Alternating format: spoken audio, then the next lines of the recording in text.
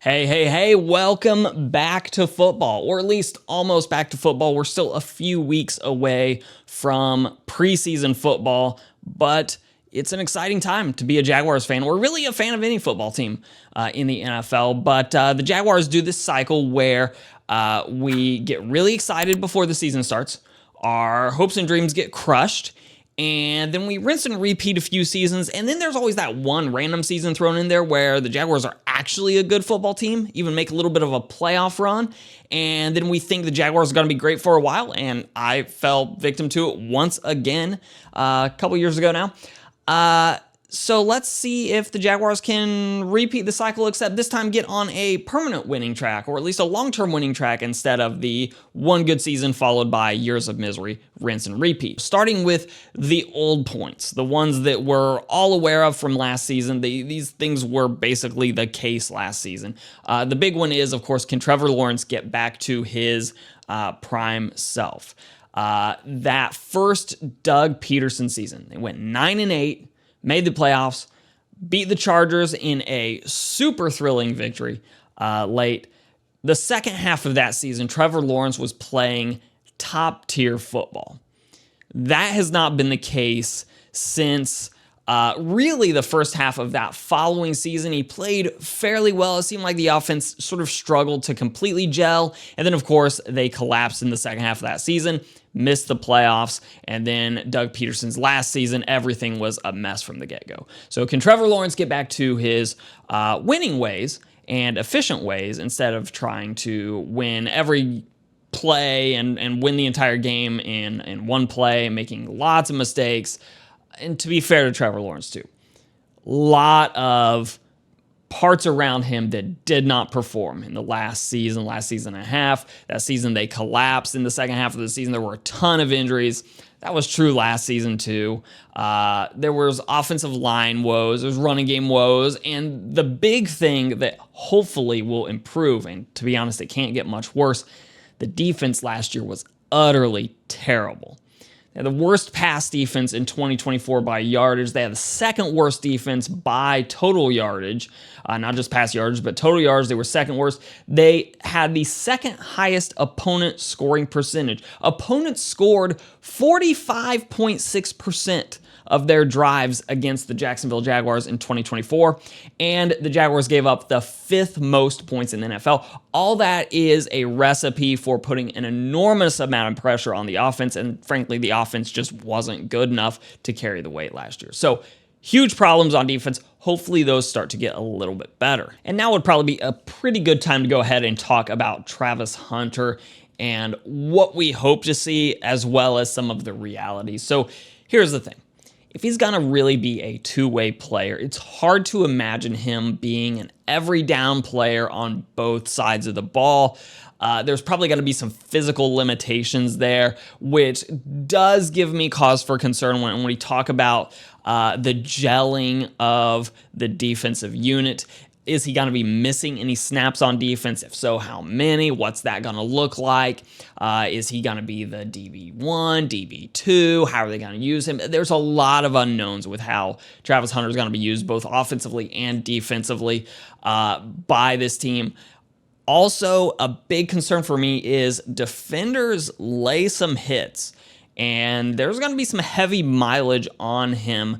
There's going to be big questions whether or not he can stay healthy for the long run. And when he does start to deal with some of those tissue injuries that might not eliminate him from playing in a game, but may limit him, how does the workload adjust to deal with that? It's going to be really interesting to watch because we just don't see two-way players in the NFL in 2025. So it's going to be fascinating to watch how that all plays out. With that, the coaching staff is going to be pulling all the levers here, offensively, defensively. This is a young coaching staff when we talk about the decision makers, the coordinators. I believe the DC is 42 years old. Liam Coen, I think, is 39 years old. The OC is, I want to say, something like 32 years old. So there's a lot of youth in this coaching staff. And are they going to be making good decisions for the longevity of the team? And that kind of brings me into one of the front office struggles of the Jaguars in 2025.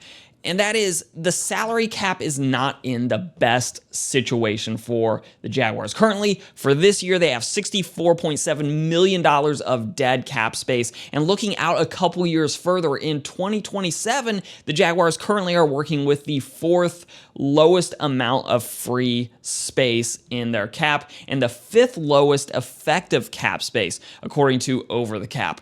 So the Jaguars are financially a little bit tied up right now as they sort of try to move past the Doug Peterson era and move on towards the Liam Coen era, as well as towards the era of a new front office. So there's just a lot of moving parts in the 2025 Jaguars. So let's look at the schedule a little bit, kind of talk through what we might see here, because Tom Grossi in his live show, he said it probably best, and that is the Jaguars could easily win the division. They could easily be dead last in the division, or at least close to dead last. And it all really hinges on some things you can't control. Injuries, do key players stay healthy? But it also hinges on, does this new coaching staff bring out the best of their players, especially Trevor Lawrence? So week one, the Carolina Panthers, there's a lot of really good telltale sort of games early in the season for the Jaguars that I think will tell us a lot about how the season goes. The Panthers, week one. Frankly, if the Jaguars don't win that game, there's going to be a lot of pessimism because the Panthers are still one of the worst teams in the NFL. Now, obviously, they have cause for optimism. Bryce Young actually took some steps forward last year. They have maybe some stability there now, so maybe they can sort of start making strides, and maybe they are a better team than they're given credit for. But last year, they were the worst defense in the NFL. Just the only defense worse than the Jaguars was the Panthers. So if the offense struggles in particular against the Panthers, there's a lot of concern there. Week two is at Cincinnati. It's probably a loss. Can the Jaguars play the Bengals close? Can they even scrape out a surprise win there? Week three, to me, is a huge game when it comes to being a bellwether game. It is a home game against the Houston Texans. If the Jaguars are to make the playoffs, they could be a wildcard team with the newer playoff format of 3 wildcard teams. That's definitely feasible. But the easiest way is to just win your division, especially when you play in a weak division like the Jaguars do, or at least one that's perceived to be weak. The Colts are probably still going to be struggling a little bit. The Titans are in full-blown rebuild mode. The Texans, if they don't make any steps forward, the Texans were a little bit stagnant last year. So if the Jaguars can win that game, then you might start to think, okay, maybe the Jaguars are a playoff team. If the Jaguars lose that game, but it's close, maybe they can keep it close in the division. If it's a blowout, then really a lot of cause for concern. So those 3 early games in the season should tell us a whole lot about what we're going to see for the rest of the way. So you're not going to win the Super Bowl in September, but if they start out 0-3 again this year, then maybe the mindset starts to shift from the fan perspective. Maybe this is more a season about rebuilding a base foundation, figure out what players are going to be around for the long term, what players are going to be gone at the end of the season. Whereas if the Jaguars are winning those early games,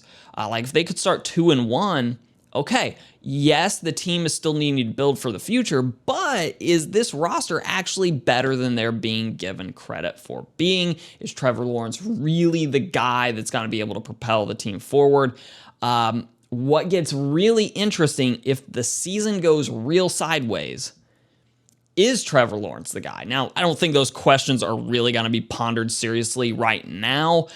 Those would be questions if things go really off the rails, and by December, the Jaguars still only have like 2 or 3 wins. Maybe those conversations start to pop up about whether or not the Jaguars need to find an exit ramp and really hit the reset button. But I don't necessarily expect that's going to be the thing. I think the Jaguars are really probably feeling like they have a decent roster to compete now, and then maybe a few years from now, after they've sort of rebuilt a little bit through the draft, freed up some of that cap space that's being eaten up by players that just don't really need to be making that kind of money, then they can work towards being a top-tier roster.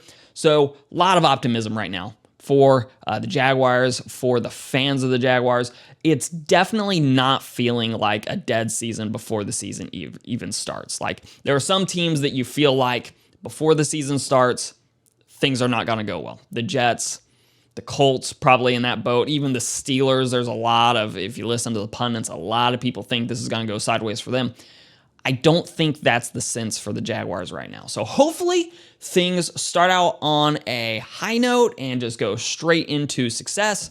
But of course, it's football. You know, there's always surprises, and we're going to see. But that's kind of what I'm hoping to see moving forward. It's a really exciting time to be a fan, though. We're just a few weeks away from preseason football, and then we can start sort of learning and seeing what this staff and what this team's identity is going to be all about. But stay here, hit that like, share, subscribe button down below, because I do plan to sort of ramp up uploads for this season and kind of chart the course with the Jaguars along. So come along for the ride. I'm Shane, and I'll see you guys in the next video.